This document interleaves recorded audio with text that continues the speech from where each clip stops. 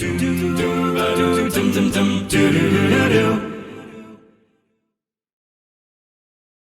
up, everybody? Welcome to We Have Cool Friends, the cool show. We interview our cool friends about the cool things they're doing.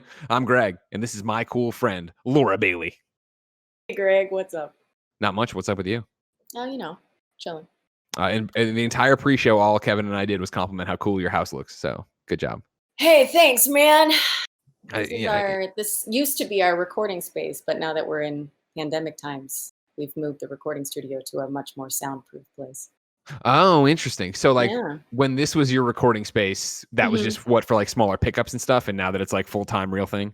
Yeah, it was like, to audition from home and stuff like that, but Gotcha. Yeah. Now you have to have a whole thing because the pandemic. Now it has to be completely soundproof. Lame. That's a you know what I mean? Yeah. Definitely the worst part of the pandemic. Yeah. Everybody who has that conversation with me, so how you doing? And I'm like, well, it sucks, but it could be way worse. I'm not trying to act like it's bad. Yeah. Laura Bailey, usually I ask people on this show, what's the cool thing you're up to? I would have to probably guess the cool thing you're up to is starring in The Last of Us Part 2. Cool. I mean, it's up there for sure. Yeah. What I want to do, ladies and gentlemen, is of course remind you that we've done a spoiler cast with one Neil Druckmann, Ashley Johnson, and Troy Baker. That is up right now on youtube.com/kindoffunnygames, the Gamescast podcast feeds. It was resounding in the comments. I, of course, knew and mentioned it on the show that everybody wanted to hear from Laura, though. It was a little torturous for me to not be part of that one. I feel bad about that, and I'm sorry, but how would you fit me on this? How would you fit me on? Exactly. 4 is so much better, and Troy Baker, bit of a diva. You know what I mean? He's like, if I'm not at the center of attention, we're gonna have some troubles. So I said no, since Laura is Abby, this character that needs to be dissected on so many different levels. She deserves her own show. So that's what We Have Cool Friends will start as. So again, this is now a spoiler zone for The Last of Us Part 2. If you haven't beaten The Last of Us Part 2 yet, you need to go finish that and come back and then hear all about this. Before we do that, again, spoilers when we come out of this. I have to get housekeeping. Remember, this is We Have Cool Friends, a cool show where we interview our cool friends. It's irregularly scheduled. It's usually on Mondays. I think the next one's on a Thursday in July. Don't worry about it. You used to subscribe on youtube.com/kindoffunny podcast services around the globe. Thank you to our Patreon producers, Mohammed, a.k.a. Momo, Blackjack, Al Tribesman, The Predator, Connor Nolan, Connor Dowell. Today we're brought to you by Hims, but I'll tell you about that later. For now, let's talk spoiler filled. This is all spoilers. There's all nothing spoilers. To Get out of here. It's all spoilers. Abby. So, Laura, Abby, in The Last of Us Part 2. I think Neil tells this great story on the spoiler cast where you got the sides or whatever to go audition and you put it together that this was going to be about The Last of Us, that this was going to be a Joel scene, that it was going to be some Joel and Ellie you were working with here. Yeah. When you find that out, does it change anything for you? Obviously, you are Laura Bailey, storied voice actress, and a million different things. You're on Critical Role, super successful. You're Fetch and Infamous, of course, super successful. Nadine and Uncharted, like the list goes on and the things you've done, right? But to know that you're auditioning for The Last of Us Part 2, does that change things for you? Well, I already knew it was going to be The Last of Us because I knew that's what they were working on. But the thing that was crazy was, it was just like random names. It looked like it was all new characters in the sides. Okay. So when I was reading it and seeing what actually, was going down, because the audition was the Joel scene, I was like, this can't. Is this Joel? Is that Joel? And then Ellie, what the hell? So, I had to text Neil and find out for sure. Because that does change a bit if you know, a little more. I would have more of Joel's history to know why it was that Abby was doing what she was doing. So you say that you would know more about that. Does that immediately fill in the gaps for you? Or are you sitting there going like, wait, who is Abby? What is her background? And I don't know what aside for this game necessarily entails. Does it say that she's a character who's lost her father through tragedy or something like that? I can't remember if the original sides had all of that information on there or not. I can't remember. I know that, based on what Neil has said in the past, that a lot of people played it different ways. Yeah. So I don't imagine that it did have all that information. Sure. But you knew that Joel had killed somebody close to her. So for you to walk into a character that has that much pain and is doing a act this horrendous to a character that is that beloved. For you, do you remember and did it, I guess, stick through what you did that was different? Because Neil talked about it in the spoiler cast, right? And he was like, they left the room and they thought it was somebody else. And then they came back and watched all the tapes and they're like, and he was like, it's Laura. And he made everybody come back in and they're like, it is Laura. Corey G writes in to be part of the friend zone for the best friends and says, you're a large part of what makes this game phenomenal. My question is, after listening to Neil on the spoiler cast talking about why he chose you over another person, what made you decide / what drove you to play Abby the way you did? I think it comes down to the fact that Abby isn't a bad person. You know, it's not like she's evil incarnate and she's going out to commit a crime. Everybody believes, you know, in their righteousness, right? And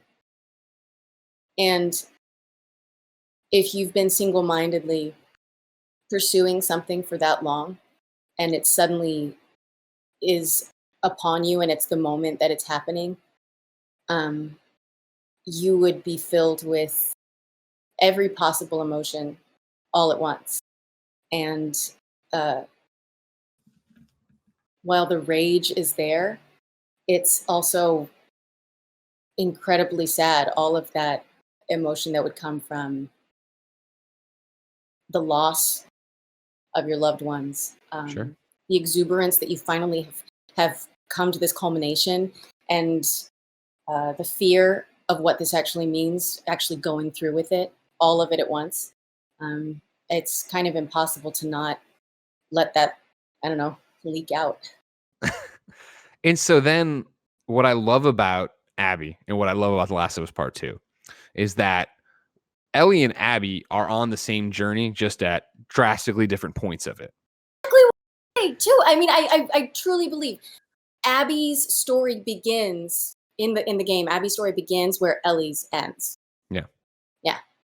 And so for you as an actor, is that something in your career, I guess? And I'm asking you to span, you know, many years, because of course you've been around forever. No, I mean, don't get me wrong. You're 29, but the question being, right, of like, you get to be there for the aftermath. You get to be there for after the credits roll. You get to be there for Lex Luthor finding out that this was all for naught. You know what I mean? And again, she's not that kind of evil, right? But I feel like that's what's so weird about this game is that no one's evil. It's all gray, and you don't see games usually do that. For you as a video game actor and a voiceover actor and an actor in general, is that different? Is that something new for you? Yeah. I mean, yeah. I think the presentation of characters, the writing in this game is so different than anything else that I've been able to be a part of, and I think that is the reason it's so jarring to a lot of people, and it also resonates with a lot of people. Sure. Yeah. Did you know signing on for it how jarring it was going to be? I don't think anybody could have predicted the extent. I knew I would have a lot of people angry. I think I kind of predicted and told myself that they were going to be mad at the character. Yeah. And I hadn't fully followed through and made it like to the point that, oh, I'm going to get hate for this. I'm the bad guy. I'm the bad guy. Yeah, so that was unexpected. I think that just the avalanche of it was a bit unexpected. I have noticed that really the bulk of that came in the first few days of the release, as people were kind of getting to that moment in the game. And as people have progressed, that sort of vitriol has died off a little bit, and it's more comments about people that have completed it and have understood her journey a bit more.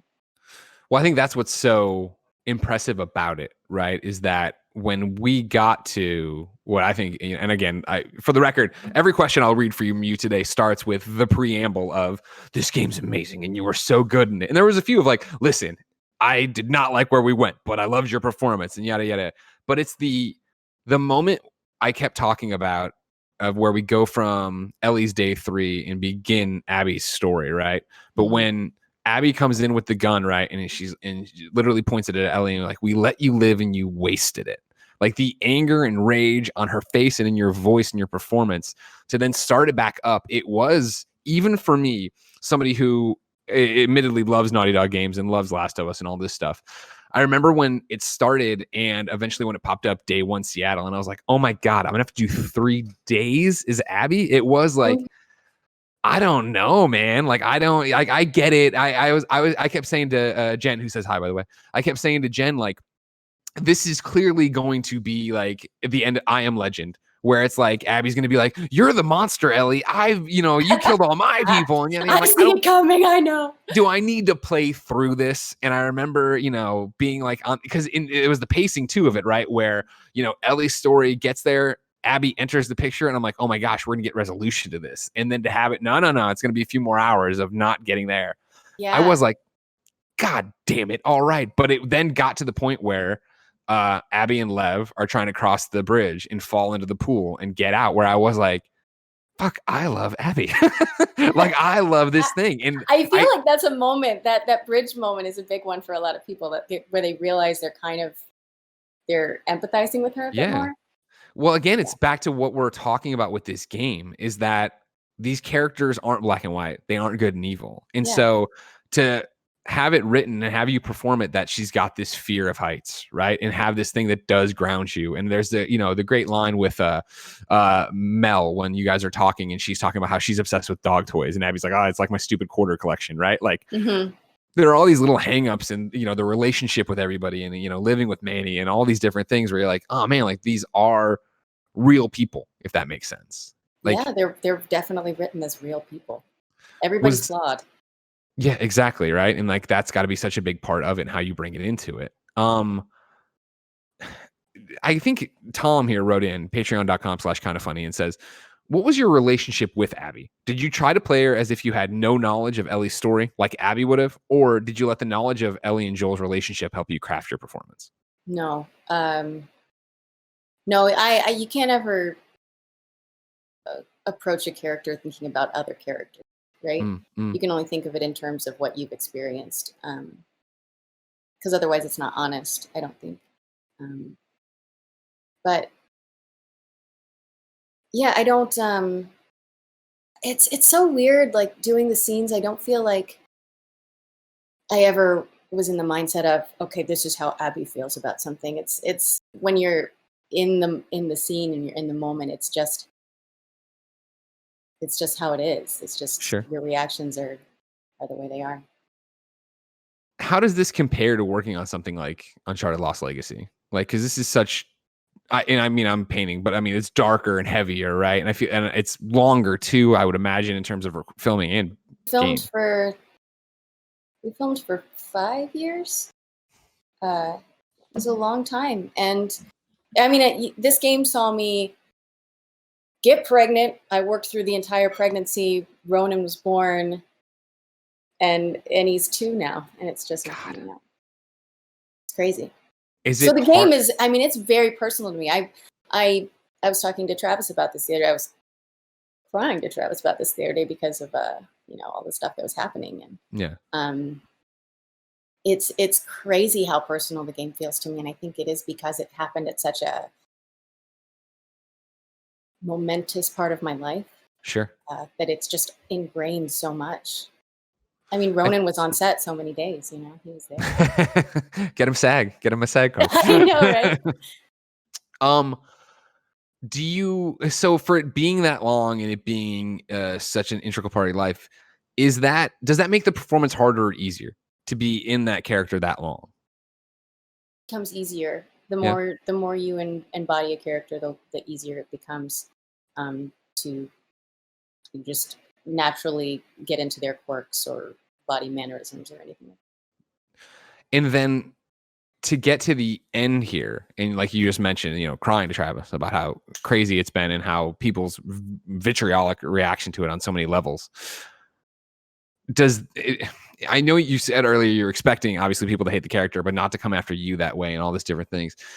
Does it hit harder because it was something? Is a job to you? Is this something you were proud of? Did you think you were doing something special here? Because if you didn't know, you've done something very special here, and I'll be the first to tell you. It felt special when we were doing it, and I mean, obviously, you know, the people that love The Last of Us are passionate and with good reason. That the game is groundbreaking. Both of them are groundbreaking. So yeah, we knew it was going to be something special. But everybody that you're in the scene with, everybody that you're working with, is just next level talent. Sure. Yeah, everybody brings their A game the entire time. Now, and this is a weird one because it's your first Last of Us, but again, obviously you've worked with Naughty Dog before.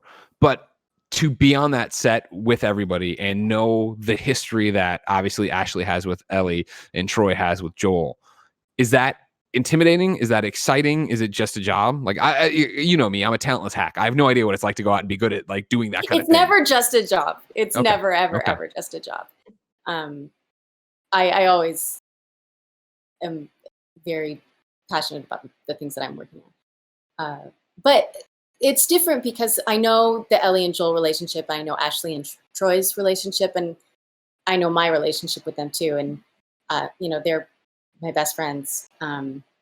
So it's always a really cool thing. I mean, I've worked with Troy obviously 100 times, and we've been on set together so many times that I know the way he works and he knows how I work. What was really cool was being on set on days when it was, and that came very rarely, that all three of us were on set together. Yeah. Because most days when we worked, you know, the Wolves we filmed our scenes on separate days than any of Ellie's team. In that way, did it feel like you guys were making two different games? I mean, yeah. Yeah. Yeah. It kind of is. It feels like almost three different games as you're playing it. You get to experience three different things. And they just weaved it together so well, like a puzzle, the masters. But yeah, it felt like we were our own teams. And so on the days when it all came together, it was insane to have, number one, that many people on the stages. Like, that's a lot of people to get into gear and everything for like a mocap. Oh, sure. Yeah. Project. And it felt divided because everybody had worked together at separate times, you know? Yeah. No, I have to imagine that how bizarre that feeling is. And it's funny for you to mention the three games, because that, as a player, that, and especially as somebody who reviewing it and critiquing and talking about it, that's how I felt as well. Not that they were tonally different, but in the way that, like, I remember getting to the theater and checking my save and being like, or I'm sorry, Abby getting to the theater and checking my save and be like, oh man, this game's wrapping up a lot quicker. You know, like totally like, oh, Hallie lied about how long this game was. This isn't that much longer than Last of Us. Yeah. What's crazy is, like, I knew everything that was coming, and I was still like, oh, I'm almost done. Yeah. Like, oh wait, no, fuck. How are we gonna do all this other stuff? Yeah. So I have a question here from Mitch Krasen. Clearly, The Last of Us Part 2 has some extremely dark moments. What was your process on days where you know you are going to a dark place? What are some of the best ways Neil helped you get there? And if he didn't help you, or somebody else helped you? Neil is an amazing director because he understands how different all of his actors work. And everybody approaches scenes like that differently, specifically, you know, the big one. The big one. The big one. You know, Troy works very differently than Ashley, who works very differently than I do. And so he would approach us each separately to talk through the scenes and give us what we all needed. I think Ashley probably talked about this too. Like, we didn't rehearse emotionally that scene. We focused a lot on the physicality of it, because obviously you have to nail those things down to make sure that everything is in its place and no one is actually getting hurt in the moment. but we hadn't fully gone there uh, until we started it. And I remember anything that I thought was going to happen went out the door, because uh, it's completely different when you're, when I'm looking in Troy's eyes and delivering those lines, and knowing what he's going through, and hearing Ashley behind me, with the minute she started, the minute she came in and did anything. What you don't see is like just tears pouring down my face in those scenes, because it's torture to hear her Sure. behind, knowing all that stuff is happening and what he means to her. And so, yeah, I know you keep going, because this is, I mean, I'm in the same place, right? Like that's where it comes back to. I know that nothing's just a job. I'm Laura Bailey. I'm attached to every one of my characters, but it's like right there, I think is such a I don't even know what you call it, a gold star moment for you as a performer, that you are still there delivering the performance as the character you're performing, but then on the inside, Laura is breaking as well, right? Is that like, is that, how do you deal with that dichotomy? Like, or is it just fuel the thing and you're able to sit there and be like, this is work and this is what I need to do and what Abby would do? It's kind of this weird wall comes down in between the two, and there's not really a separation in those moments. That's why when you've done a scene, like when we did the scene finding Owen and Mel. Yeah. Oh my God.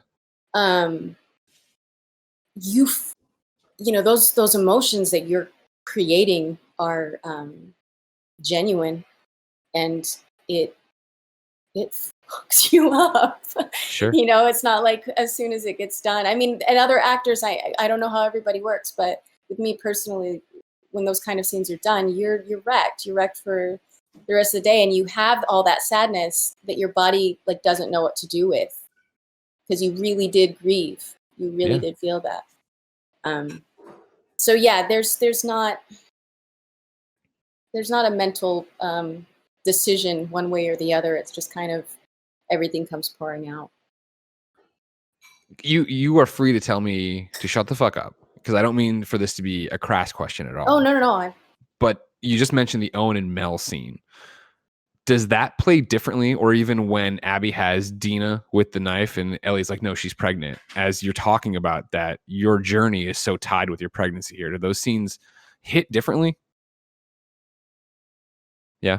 Yeah.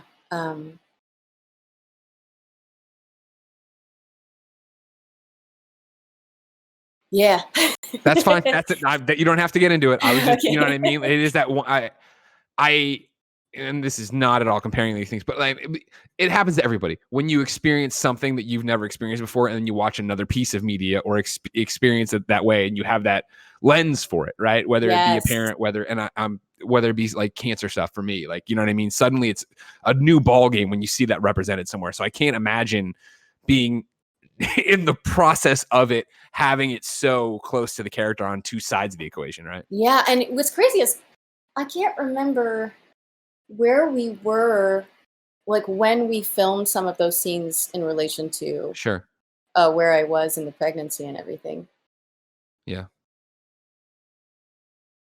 While we're talking about all this stuff, there's a question from Jen Brooks, who wrote into patreon.com/kindoffunny, says, how difficult was it to go between Abby and Jester while recording The Last of Us Part 2 and filming Critical Role? Also, I can't wait for Critical Role to come back. Oh man, it's soon. Yeah. What's crazy is, we would be filming down in the studios, and then I'd have a hard out by like 5 o'clock, so that I could get all the dots off my face and drive across town and run in and be Jester. And it was a nice palate cleanser on those days for sure. Yeah, because Jester is so weird. And then Neil Druckmann writes in, and he wanted you to tell us about working out. He said that you tried to start lifting with Travis when all this happened to get into Abby's mindset. No, I really did. No, I believe you. I'm not saying you didn't. No. As Neil was joking around when I was first cast, and he's like, "Are you gonna get buff?" And I was like, "I mean, like, sure, like I can get buff." And he goes, "No, you should really try." And I'm like, "You're right, I really should." So I was like doing lifts and deadlifts and trying to get as jacked as possible. I got pretty good for me. I think my PR was like 175 on a deadlift, I think. Okay. Which happened right before I realized I was pregnant, and then it all went out the door. You're like, whoop, done doing this. Yep, none of this. Something's gonna pop out. Yeah. Yeah. Were you surprised by the feedback of people when they saw Abby was jacked Abby, and they were like, wow, what the hell?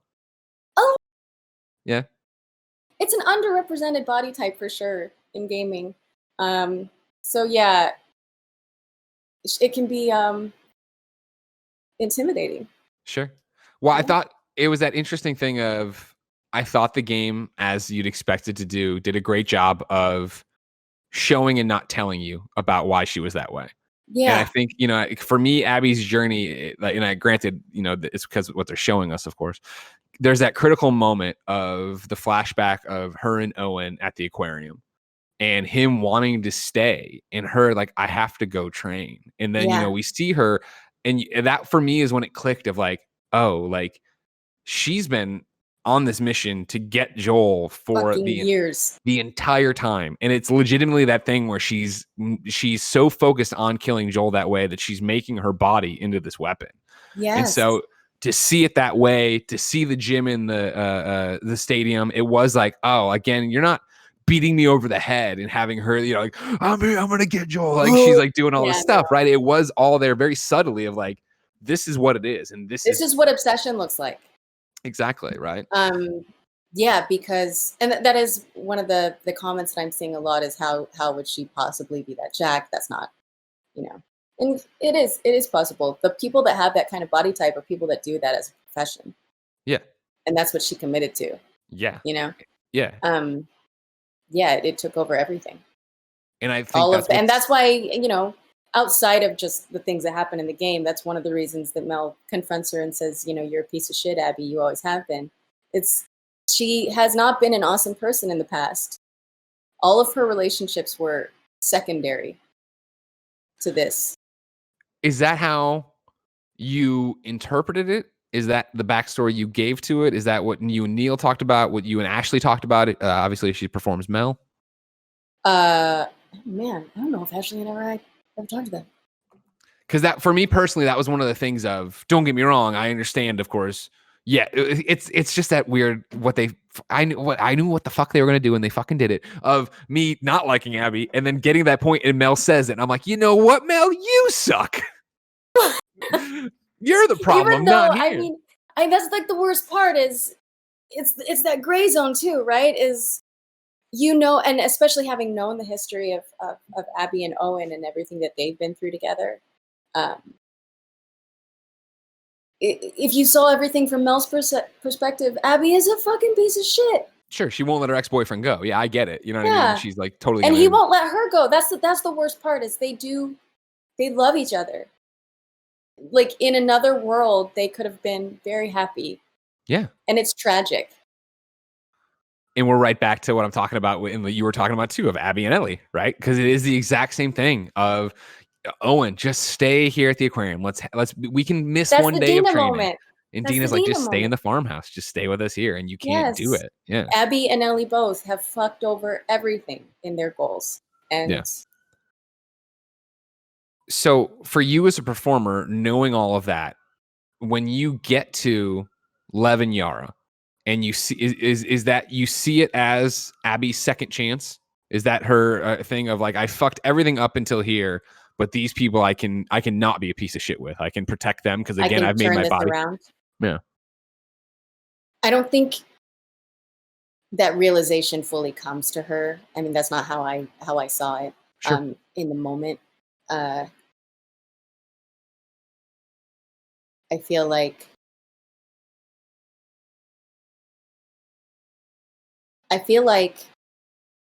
at least how I approached it is after everything happened and after she finally finds Joel and realizes in the aftermath that, oh, fuck, like this didn't fix anything. I still feel empty inside. And in fact, I kind of feel more more numb now because my goal is completed and I still am left with this emotion. That like she's looking for something. So to come across those kids that you know are going to be out there and will be destroyed, and she has an opportunity to change it, that's enough reason to go and at least give it a try. And I, never would it have crossed her mind that all of the events that took place afterwards were going to happen just because she went back to that shack. But I think, yeah, that's for me was, played so well, this slow thing. And it honestly wasn't until my second playthrough that I really, when Owen is talking about, leaving, when he's abandoning the WLF and he's gone. And, Abby has that line of like, what happened to us? And he's like, I think we just forgot to look for the light.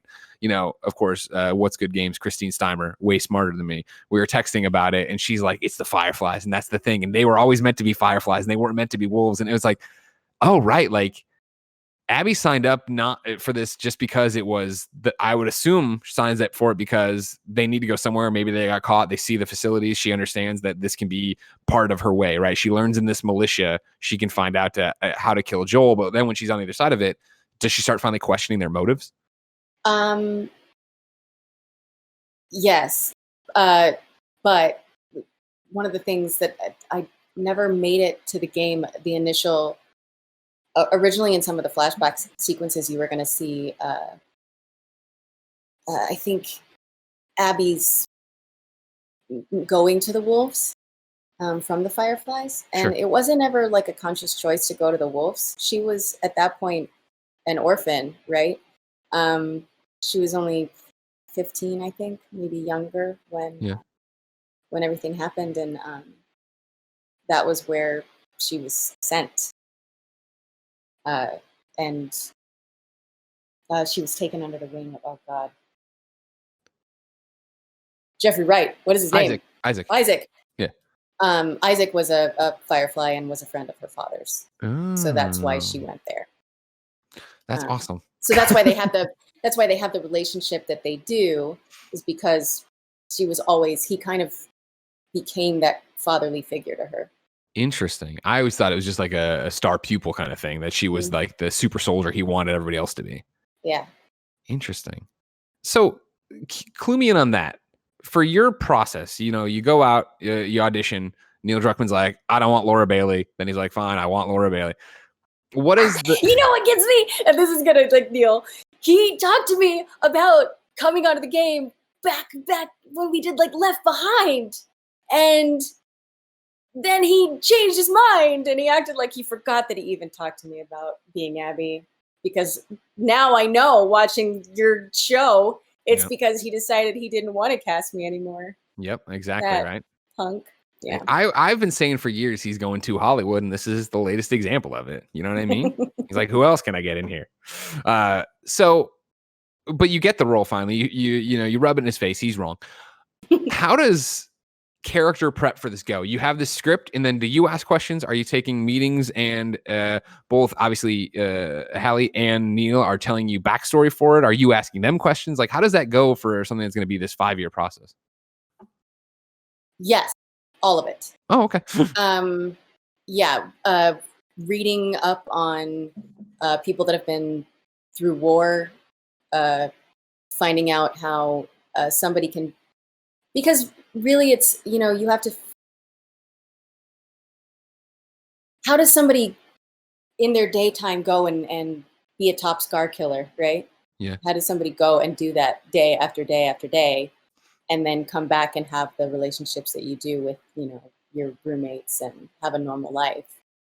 There's got to be some sort of coping mechanism. Sure. And what does that mean? So, looking through all of that, and then, through all of the rehearsal process, talking to Neil and talking to Hallie about,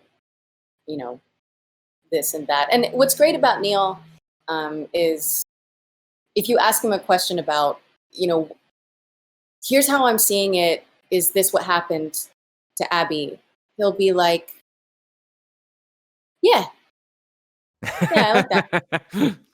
So a lot of times in scenes, like, he would come up to me and go, "What are you thinking in this moment?" Or, no, he wouldn't even do that, because here's the weird thing about how I work is I really, really, really hate talking through emotional reasoning in a scene. If we're about to start something, and this is something that Troy and I had to work through together, because Troy loves to talk through emotional reasoning, and he, wants to come at it from every angle and say, like, but if you're feeling this way and I'm feeling this way, how do we meet in the middle, and da da da da. And my process is, I don't want to know how anybody's feeling. I don't need to know what you're thinking in this moment. I don't know what you're thinking right now, Greg. Why would I know what Troy is thinking if we're acting in a scene together? You know what I mean? Yeah. How is that? That's not honest to me. So, and it's like, it's weird. Like I said, my emotions get all jumbled up in my brain when I'm doing something, and if I try to understand it too much when I'm working on it, then it becomes clinical. Sure. So Neil knows that about me, and he would just come up and be like,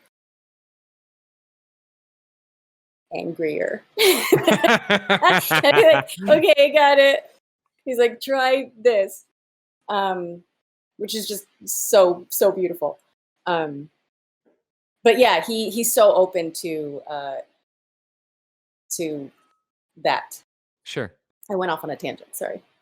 It's your podcast. You can do whatever you want. Don't worry about that. You're the cool friend. You can say and do whatever you want. Yeah, I'm so cool, man. It's true. Look at your cool house. Hey. So something that I found interesting in bonding over with Ashley talking about the game was, as a player and her performance, but her as the actor, sitting there and going, "Oh no, Ellie, don't do that. Oh no, why are you doing that?" And seeing her make wrong choice after wrong choice, but understanding the motivations for it.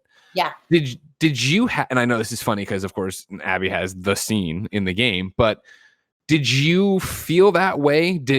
Were Abby's decisions in the game more in line with you as a person in terms of taking in Yara, taking in Lev, or again, am I overthinking how you are? You're lost in the character, so the character's doing it, so that's what it is. Well, I had the benefit of, outside of the opening, Abby's story is one of redemption, right? So for the most part, in those moments, I didn't have to say, like, why are you doing this? Because it was like, oh, you're doing some pretty good things right now. So that makes sense. Yeah. Yeah. I mean, outside of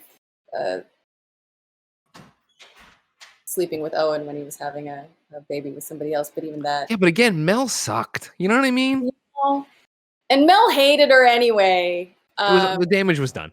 Yeah. But even that, I understood that from Abby's place. POV, yeah. Have you, and again, I don't know, as you as a performer, what you do so much back work, right? And what their histories were. We talked about it on the last spoiler cast with Neil, that after you beat the game, the new start screen is the boat on the shore of Catalina Island. Like, right? The assumption being that they've made it. Do you think about that? Do you think about where Abby is after we leave her, after she gets in the boat and goes away, after this incredible fight scene with Ellie? Which was a beast to shoot. Tell me all about it. Hold on, stop there. We can get back to Catalina Island. Give it to me in time. Well, yeah, I mean, like, I guess that's the other thing too. Like, again, big idiot who doesn't know how to act. But for you actually go and you're like, I'm gonna, try to get jacked for a little bit and do all this different stuff, to then end the game emaciated and in a completely different spot. Like, what is that? Is there a journey there where you have to sit there and, like, did you also study that and what that? How do you play that? So I didn't know. That's one of those scenarios where the character designs aren't always completed when we're filming something, and I didn't know how far Abby was being taken down that path when we were shooting that. I knew, what she'd been through up until that point, but hadn't fully understood physically what that meant. Not that it changed my performance at all, because I knew she was beat the fuck up already. So, but yeah, no, when we shot that scene, that took a lot of trust between me and Ashley, because I mean, it was a lot emotionally what she is going through as she's about to kill Abby is everything that I was going through with Joel, but it's like right on her as you're seeing it. Sure. And she was, you know, on top of me, and we were genuinely everything as we're doing it. And what's crazy is like Abby's being held underwater in all of that moment, and I like made a conscious choice to not breathe. Sure. When Ashley was holding me down so that I would understand, you know, what was happening. And it was being crazy. And in that moment, I know Ashley, like at the end of it, when she finally like let go, because she holds it for a long time. Yeah. And when she finally let go, I came up to like suck in air, and your body won't let you breathe for a second. So there's this like extra like terror of like, yeah, of that moment. But Ashley said she stopped when she looked down, like came out of Ellie for just a second and saw my lips were turning blue. She's like, oh. we need help. Came out, but, and I know that seems like maybe it was taking it like too far mentally, like why did I do that? But I don't know, it just seemed appropriate in the moment.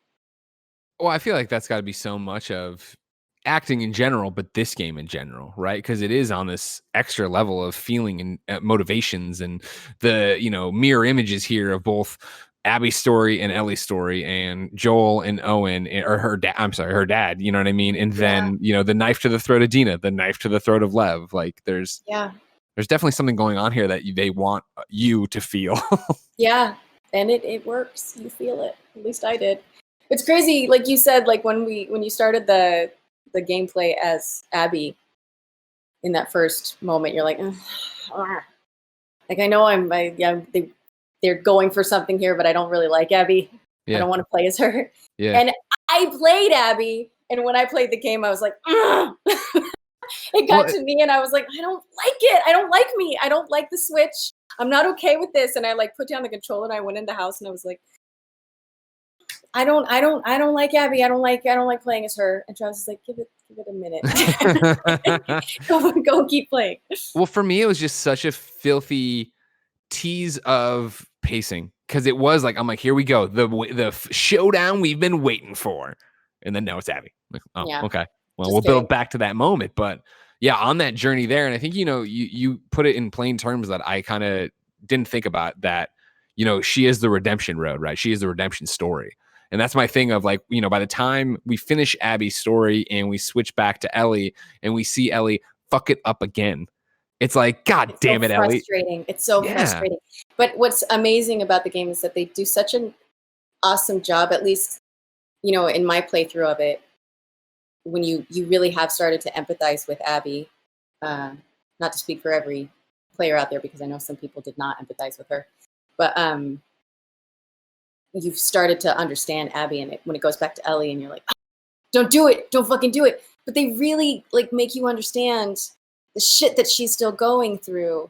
Like in that moment at the boats, when it flashes to Joel's face, like I got that instant of hatred again for Abby. I felt that, like, fuck yeah, that's right, that you did that. And so you get in Ellie's head, you understand why. Yeah. I mean, that's the power of it, I think, is making you understand both of them intimately. And so that it is that thing of, even though I never, or I shouldn't say never, but I rarely agreed with the choices Ellie was making, there's a part of me that did. There's a part of me that understood. I got it. Yeah. And it's the same thing with Abby, where it's like, all right, cool. Like, you know, obviously, again, redemption, but it's funny the way the game builds upon itself. And because now we're back to Catalina Island, right? Where it's all happy. And to me personally, I say they made it. But then there's that, you know, dark part of me that is like, is it going to be for her a similar situation to what it was for Ellie, where at the farmhouse, when we got there, I remember going, holy shit, like, they're going to end this and Uncharted 4 happily? I can't believe it. You know what I mean? But then as they made me wander around the house in the yard, I was like, oh shit, either Abby's about to attack me, or just some other random, brigade of bad people crossing through is going to get me. And then when it didn't happen, but then I had the flashback and it was all of a sudden being back again. I don't agree with it, but in Ellie's shoes of, can you ever let your guard down? Are you always afraid that over the next corner is going to be Abby? And then to get to this point where you let her go, but Abby, gets to Catalina Island, gets back not into shape, but I mean, not emaciated, not on her deathbed, and has to have that thought, I assume, of, wait, like, she found me one time. Will she do it again? It becomes almost like the Cold War of like, do I need to get into the standoff? Let alone somebody else brought up to me that we are being reunited with the Fireflies, and they're going to be like, oh, what happened to you? Well, I was there when we had the girl who had the cure, but she killed my dad. They killed my dad. Oh, so she's alive? Stop right there. You're telling me the girl who's the cure is alive? We have a guy who could make a vaccine, and it's like, all right, you know what I mean? Like, I don't know how. I don't know where that goes. Yeah, I was gonna say, how much do you let your brain drift as the character, or do you just drift as a fan?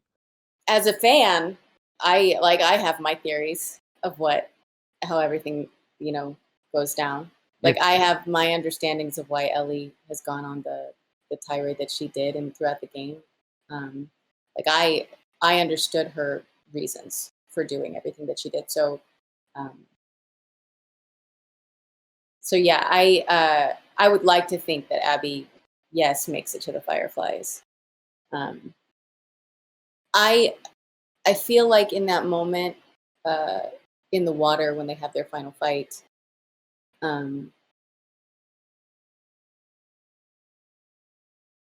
like, Abby knows where Ellie is. Like, she understands what she's going through because it's all the shit she already did. Yeah. I feel like where they both were in that moment, she doesn't think that it would happen. She wouldn't be coming. Yeah. But that's just me saying that. We don't know what this. Yeah, I don't know. This Neil Druckmann. Yeah. This, Haley Gross. They don't know. You know what I mean? They could be thinking of anything. It could be a million different horrible scenarios that's happened over there. You don't know what's going to go on. I want to talk about your life in general because you're a cool friend. But is there something for Last of Us Part 2 we haven't touched on? Like, I don't know how much you've gotten to talk about your character about this game. To talk very much at all. Yeah. Well, you had to be the big secret for so long. How was that? Bitch. It sucked.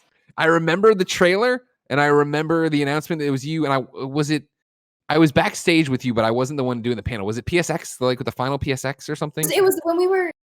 Yeah. Yes. Yeah, and I remember you going out there and being like, I can't say anything. Yeah, like, I literally, you couldn't say my name.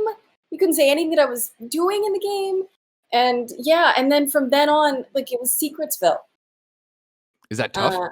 Yes, because like I said, 5 freaking years, I could say I was working on it, but like, and even leading up to the game's release, like, I didn't do any kind of interviewing or anything like that because they still wanted to keep Abby's side of the story very secret. Yeah. So, yeah, it was really hard because I was so excited personally. Oh, sure, I can imagine. Yeah, it got a little squashed.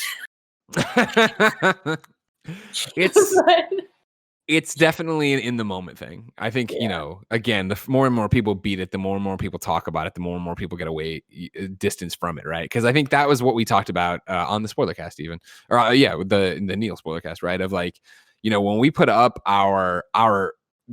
me blessing Tim and Christine doing our spoiler cast, and it went up Friday, the day the game came out, and it's like very clear, don't watch this till you've beaten it. And I went in there and the thumbs down ratio was way over the top. Like, it was like dominating it for a while. And that kind of funny videos generally are like 96% up and then 4% down or whatever. Yeah. And so it was that idea of like, oh, wait a second, like, you're just the people who are mad at the game. You haven't beaten it. You just don't care. Everybody who cares about it is off not watching this because they're playing it. They don't want it spoiled. And sure enough, as now time has passed, you've seen it go the flip flop where the spoiler cast is way up on thumbs and people are enjoying the discussion now that they've beaten it. I think it was the problem, that there was no positivity to be found in the beginning because everybody's playing it and they don't want to talk about it yet. They don't want anything spoiled. Sure. Yeah, totally. And I mean, if all you know about my character is what is presented in the leaks, or what you've seen online, some of it is false, obviously, and some of it you don't get her side of it. Yes, you don't get the context. Context is everything. I mean, I get it. I get the anger. I get the grieving for Joel. Yeah. That's what people are doing. They're grieving for a beloved part of themselves. Like, people love Joel. And there are 5 stages of grief, and I mean, I know that sounds stupid. No, but it's totally accurate. truth, and you can see it, like the reaction to his death exemplifies those 5 stages of grief. Yeah. That's I guess the fun part about this for you, right? Is like, no matter what you do in your career from here on out, this is what you'll be remembered for. You killed Joel. So I've seen a lot of that. Yeah. You're the person that killed Joel. I'm like, I'm not. I'm an actor, actually. No, yeah. Abby is the person that killed Joel. I still hang out with the guy who plays Joel. It's fine. Yeah, this is fiction. We were talking on the phone the other day. Yeah. Actually, Troy, I love him. Troy is one of the people that helped me the most when like the full onslaught hit, because I gave him a call, and I wasn't even trying to like call and talk about that. I was just talking, and his first question was, "How are you doing?" And I just lost my shit. Yeah. And he's just so wonderful, and he just helps so much, Yeah. No. And I think obviously I'm lucky enough to know you guys and call you friends. Not even cool friends, just friends in general, right? And so I've known for years, because over drinks or at a dinner or whatever, just talking to all of you about the characters you portray. I'm so happy that in the last spoiler cast with Ashley and Troy, the overwhelming comments I saw coming out of that were, oh my God, like, they talk specifically about how much the characters mean to them, and how, this conversation of like, well, that's not what Joel would have done. Joel would have never trusted them. And Troy to be there and be like, listen, man, there's a moment where you see he knows he fucked up. And it's like, that's it. That's what happens. It's been years, right, of us living with these characters, and years of these characters evolving. And that's what I think so many people lost sight of. That when you saw Ellie the last time, she was a teenager. Yeah. She's lived so much. Yeah. And so to see, that like that, because it never was anti-Joel to me. I always thought that, especially coming out of the first game, I was like, Joel's actually the bad guy. I don't, Joel's got a bunch of other things going on here, yada, yada. And so to like, for me, where it got driven home even more, but definitely broke me, was going into his house and finding the drawings that Ellie had done for him. Yeah, seeing their history. Totally. And going into his workshop where he's got the guitars and he's in the middle of woodworking this like cowboy, and it's like, oh my God, like this guy's got hobbies and interests. You know what I mean? Like we've his never shelves of all of his sculptures and shit. Yeah, we've never seen. My dad has a shelf of all of his tanks that he's painted, Yeah.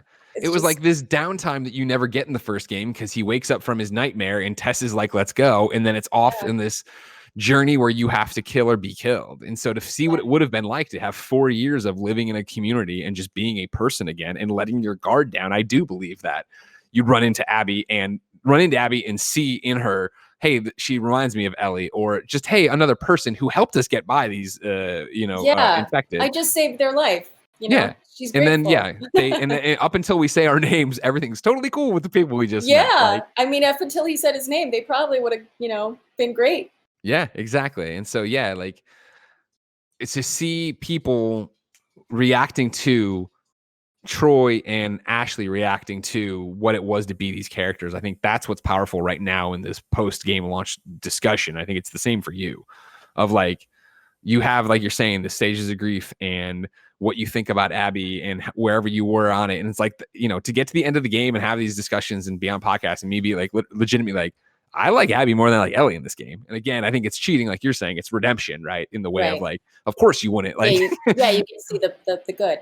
Yeah, but I mean, I love that that's what Abby was striving for, and I feel achieves at the end. And then it is even at the end of, well, what is Ellie's new goal? You know what I mean? She walks off into the woods, and this is a conversation we had with everybody in the last one of like, is she going back to Dina? Is she going to be a nomad? Is she going to find the fireflies herself and complete what she started? Yeah. Lots of questions, and there's no DLC, so we'll have to never know. That's the power of it, though. I love the fact that everybody can walk away with a different interpretation and actually think. Yeah, Travis and I have had like hours-long conversations about Ellie's motivations and where she's going and what the end of the game means. Sure, but that's mainly you talking at him, right? He's not. He can't think that hard on anything. If he's not lifting a barbell. Oh my gosh, Travis. Having so many ideas about what it means, and then me presenting a different idea and him going, right. That's legitimately you're part of the game. I think that we talked about for the next 5 years. I mean, in terms of like where it is and like when people get together and game, like honestly, like I know I'm not ever trying to say like you don't understand, because obviously you've been in a bunch of different amazing, awesome games or whatever. But like one day PSX will come back, and when it does, like that place is going to go crazy for whatever Last of Us Part 2 panel they let me host, not Jeff Keighley. I digress. Anything else? Yeah, you want to touch on for Last of Us before we move on to maybe some Critical Role? Oh man, no, just that I'm so grateful to have been a part of it. Yeah, and I love Abby. I love her. Yeah, she's great. And I love Joel, and I love Ellie. I don't believe that for a second. I'm a big fan of the games, man. I said games. I'm also a big fan of the gays, but it sounded... Either way, you can't miss on that one. You nailed that question. You know what I mean? The people who like the games are like, yeah, and the gays are like, great. That's awesome. That's a double shout out. We're totally fine with that. Sweet. This episode of We Have Cool Friends is brought to you by Hims. You've heard us talk about Hims for quite some time now, ladies and gentlemen. They, of course, have been super supportive of Kind of Funny. If you didn't know, forhims.com is a one-stop shop for hair loss, skincare, sexual wellness for men. For the longest time, we've talked, of course, about Nick and Andy using it for their hair loss. Today, we're talking about sexual wellness. If you never caught in the For Hims ads, they usually say stuff like some conversations are better, with a doctor online than in person, because you're embarrassed to book the appointment, you're embarrassed to talk to the nurse, you're embarrassed to go into the waiting room. It's usually not about the hair that they're driving at. They're driving about the erectile dysfunction and all that stuff. So today we're talking to you about that, because there's nothing to be ashamed of, ladies and gentlemen. Again, you can go to forhims.com. That can make ED something of the past, of course. The reason For Hims is great, of course, is that you go to forhims.com, you submit your information, a doctor talks to you, you do it all confidentially, discreetly on your schedule, and if they believe it's the right course of action, they can prescribe you well-known generic equivalents to the name brand prescriptions to save you money, combat ED, and not make you feel like there's anything wrong with it. But again, as I said before, ladies and gentlemen, there's nothing wrong with it. Don't worry about it. Again, they connect you to licensed doctors with FDA-approved pharmaceutical products to treat ED. As I've said before, if it's approved by the doctor, the products are shipped directly to your door. You don't have to worry about going anywhere, standing in line, having somebody call out your name or anything weird like that. You can try Hims today by starting the free online visit. Go to forhims.com/KFMS. That's forhims.com/KFMS. forhims.com/KFMS. Prescription products are subject to a doctor's approval and require an online consultation with a physician who will determine if a prescription is appropriate. See the website for full details and safety information. This could cost hundreds if you went in person to the doctor or the pharmacy. Instead, remember, forhims.com/KFMS. Laura, where are we at with Critical Role these days? Oh, man. We're about to start back up, yo. Yeah. This is airing what, on Monday? Yeah, this airs Monday. Yeah, our first new episode back, episode 100. Woo. Comes out on Thursday. What's it like? How long have you guys been off because of the pandemic? 4 months. Yeah, I didn't remember if you went off in March. I can't remember. No, I'm like saying this to myself, like, what the shit? Okay, because you look at me very offended. Yeah, I'm offended at myself. It's been way too long, is how long it's been. And we've just been trying to figure out a way to do it safely and come back. And one of the things that I think makes our game so much fun for us and special to the people that watch it is our personal interactions and our ability to like look each other in the eye as we're doing things. Like really, it makes a difference to us. So we wanted to be able to be in the same room when we were doing it, and so yeah, our production team like came up with this really awesome setup. We all have our own tables now. Oh my god! So I've got all this room for food and dice and everything, and we filmed already episode 100. Ooh. Yeah, because we can't do it live because there's like so much coordination that has to happen now because of everything. Of course. But yeah, it was pretty great to be back. I'm not gonna lie. Yeah, I'm so jealous because I think, in a very different way, our product is just podcasting and hanging out with your friends. And so it's awesome that we've been able to, transition over here. God bless Kevin for making it all work. But it is that thing of it isn't the same for me. It's so touched that so many listeners are like, oh no, it's great. And you guys haven't missed a beat or whatever. But like for me, those moments you talk over each other and you do I'm sorry, you go like, yeah. Okay. Yeah, that's never fun. Nobody wants that. You want to be back in the room doing it or whatever. And you want to be able to hear and see all the little nuances. Of course. So then for episode 100, a pretty big milestone. Do you have you had the chance yet to stop and look back and be like, holy shit, we just did this thing? Because like Critical Role is so incredibly, insanely successful. It's crazy. I don't think, no matter what, none of us have come to terms with it. Yeah. Like we don't. I'm consistently every day surprised by what it is. Yeah. Yeah. I mean, and we're working on the animated series right now too, which is really you guys are doing a million different things with it. That's the other amazing thing. It's just so much more than just a Twitch stream of you guys playing D&D. Yeah, it's pretty great. But I remember way back in the day, I think I was at the Metal Gear Solid 5 review event or maybe preview event, and Travis called me. He's like, hey, I don't know anything about Twitch. I got a bunch of questions. And I was like, all right. I'm like, what are you doing? He's like, oh, we're doing some stuff in this Critical. I'm like, all right, good luck with that, man. Oh, wow. D&D on Twitch. Nice try. Yeah, right? Who's going to watch that? Yeah, exactly. What are you talking about? Crazy. So. And I'm in charge of merchandise. How fucking crazy is that? You're like, just put on a shirt. Done. Dude, we have some badass merch. You do? Oh, no. I'm aware because everybody wears it to my meet and greets and my panels. I see it all over the crit stuff. The people I've had hit me up who work in this industry and do similar things like, hey, the Critical Role people, can you help me? I'm like, God damn it. Like, why don't you know them? Like, fine. I'll drop an email, drop a text, whatever going on and stuff. You just let me know. Just write me if you ever want anything. Great. You got it. Don't worry about it. Like, so then for you, and I know this is always an annoying question as somebody who owns a business, what is like the 5-year plan for Critical Role? I mean, like, do you guys see it ever being, and I guess this is even me being rude, I guess, but like, is it an even split right now between, in terms of a career, acting in Critical Role, or is it still smaller? No, it depends on the cast member, right? Sure. Because like Travis is the CEO of the company, and another big idiot of, I don't know what number is. That's he's him. Real good at Grog. He's real good at pretending to be stupid, but he is fucking smart. No, for the record, I love Travis. Yeah, obviously. Well, I meant for the viewer who's like, man, Greg's really mean to Laura's husband. Yeah, he spends a large majority of his time doing that because he also is executive producing the animated series. Sure. So it's a lot of time commitment for all of that. I still probably split it evenly. Sure. And then, Marisha's the creative producer on it. So she also is like nonstop Critical Role. So yeah, it's just like different things, but who knows what 5 years will look like. We kind of, at the core of it, we're still just, our group of friends, and it's whatever sounds fun for us, we kind of pursue. So, if we talk about like, should we do you want to do another show? Like, what kind of a show would you want to do if you did a show on the channel? Okay, well, let me think about it. I kind of want to do a show about this. All right, why don't we try that? So yeah, it's just fun. I have a question from the kind of funny best friend zone.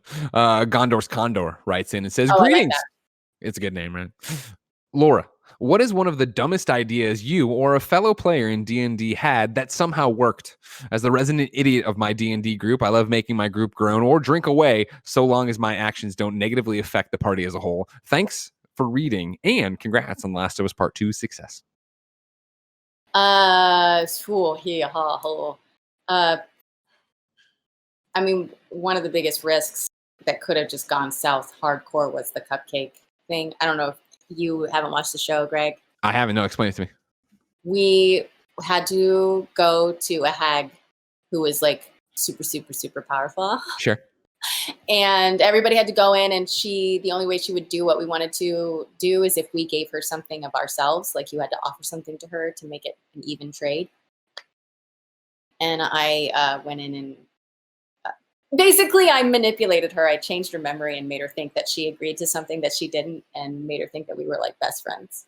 And it could have gone very south, but it ended up paying off and avoided like probably half the party dying. So fantastic. Yeah. Is it just the most fun to do? Yes. Yeah. It's so much fun to like actually make a career. And Greg, this is what you do. You made a career out of like playing with your friends. Yeah, of course. Yeah. Well, I think all the time, like goof off, and the goal really is just to make your friends laugh. And if that works, then it was what, like 5 years ago where you guys came up and did the crossover with the Game Over Greggy show? Was it that long ago? Oh, we were in the spare bedroom, so it couldn't have been beyond that, I don't think. And it was a Mike Drucker submitted Patreon topic, and he gave us all names, and we did it or whatever. And yes, I remember. That's where. Oh my god, that's where I came up with my character Jester. Oh, I know. Came up with it for your one shot. I know, and I would like the cut of revenue that we are. We own that intellectual property. Like, no, when you debut Jester, the amount of kind of funny / critters who were like, "What? That's the one from the Game Over Greggy show."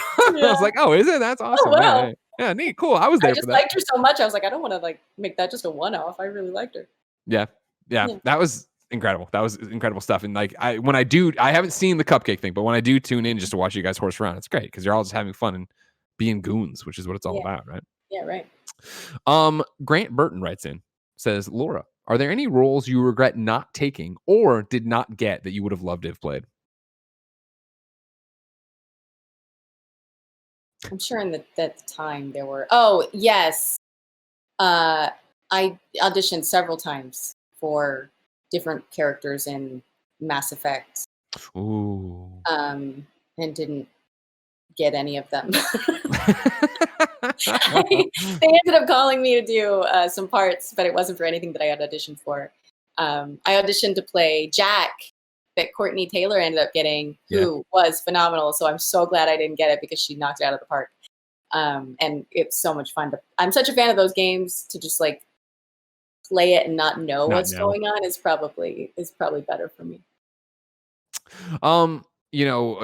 As of our recording here this week, they just dropped a whole bunch of stuff for Marvel's Avengers. Of course, you're Black Widow in that. Yeah. You pretty stoked about that? Yeah.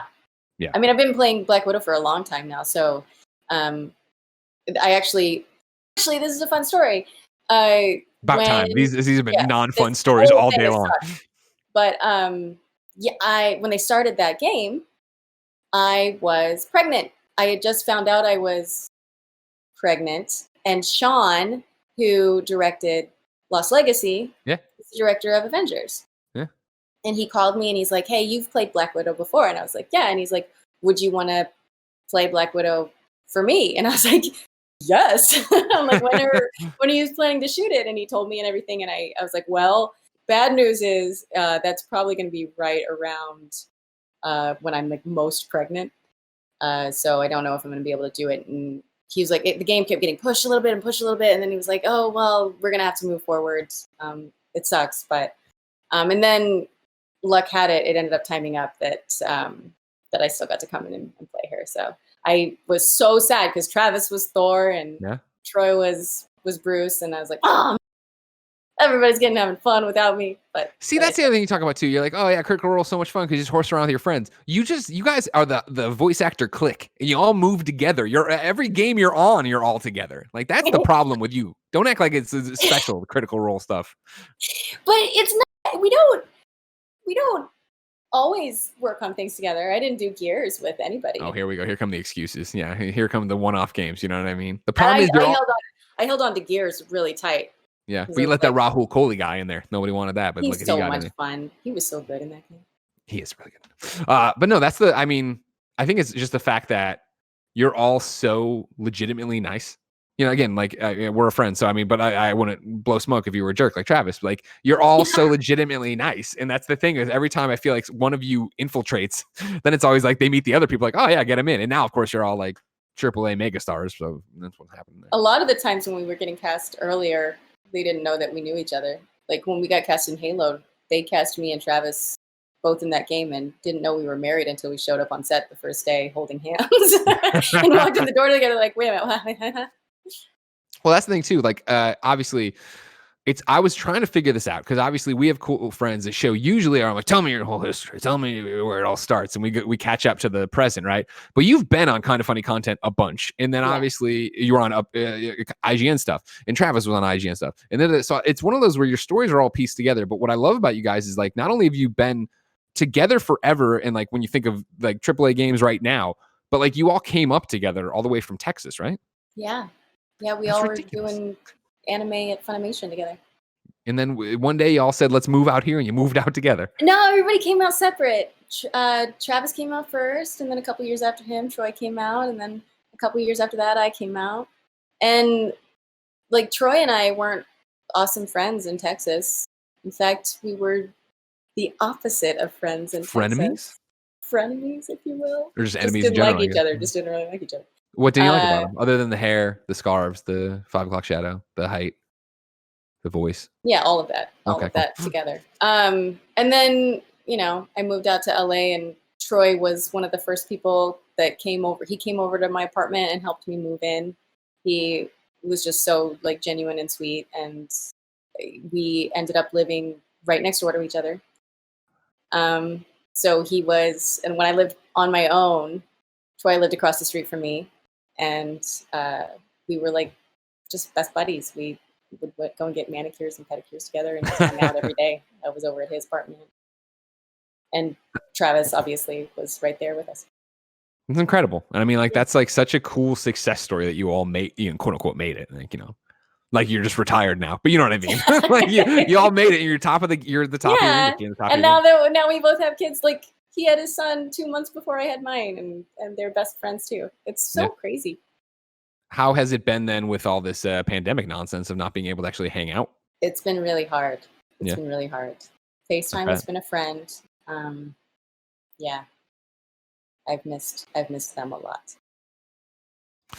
Ricky McFly writes in the vein of questioning we have right now, and says, when voicing specific characters across multiple different projects like Black Widow or Gwen Stacy, do you ever grow a sort of claim over that character? Like when the upcoming MCU Black Widow movie comes out, will you be like, hey, I'm Black Widow too, that's rad?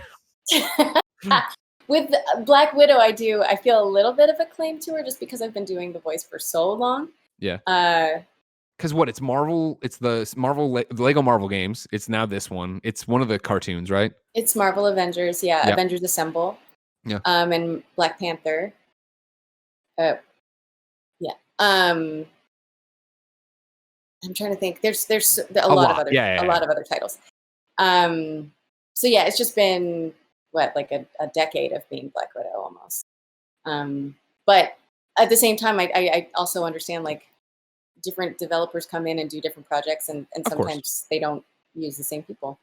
So yeah, like it's cool to be characters, but like I don't feel any like ownership over MJ or Gwen or anything like that. Just because there are so many different iterations. Okay. And then final question from the friend zone comes from Uncorked Whiskey. In Critical Role, Jester is sneakily strong. In Uncharted, Nadine is shredded. Kate in Gears 5 is strong. Obviously, in The Last of Us Part 2, Abby is jacked. Laura Bailey, are you only going to be playing jacked out characters from now on?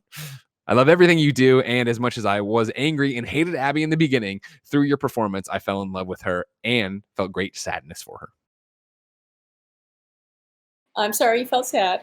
I cried for like 30 minutes after the game was done. I don't know about you. I just sat. I sat there in stunned silence, I think, for a long time, really mad at Ellie. That was mainly it. But then, actually, you know what? That's a complete lie. What I did is, and I'll tell you, is I beat it, and the screen came up with the new shore in Catalina Island, which I did not understand was Catalina Island. And I texted Scott Lowe from Naughty Dog, one of my best friends in the world, and was just like, I beat it. I am not ready to talk about it, but I wanted you to know. And he texted back, and he's like, that's unacceptable. I've been waiting for this moment for you to beat this game for, I think he said 4 years, 5 years, as long as he's been at Naughty Dog. And I'm like, I'll pour a whiskey. And I called him and I talked to him for like an hour and a half, just ranting at him about awesome. things. Yeah. That's awesome. Yeah, I immediately texted Ashley when I finished and then texted Neil right after her. Yeah. Yeah. That's the kind of game it is. You want to share it with people when it's done. Yeah. And Travis hadn't played it yet. Travis was waiting till I finished so that he could play it. Yeah. So somebody's got to take care of the kid. yeah, no joke. I only played at night after Ronan had already gone to sleep. So that like few days when I was playing, I was just so fucking exhausted. I would play until like 4:00 in the morning, and then Ronan would wake up at 6, and I was like, "What is life?" Oh God.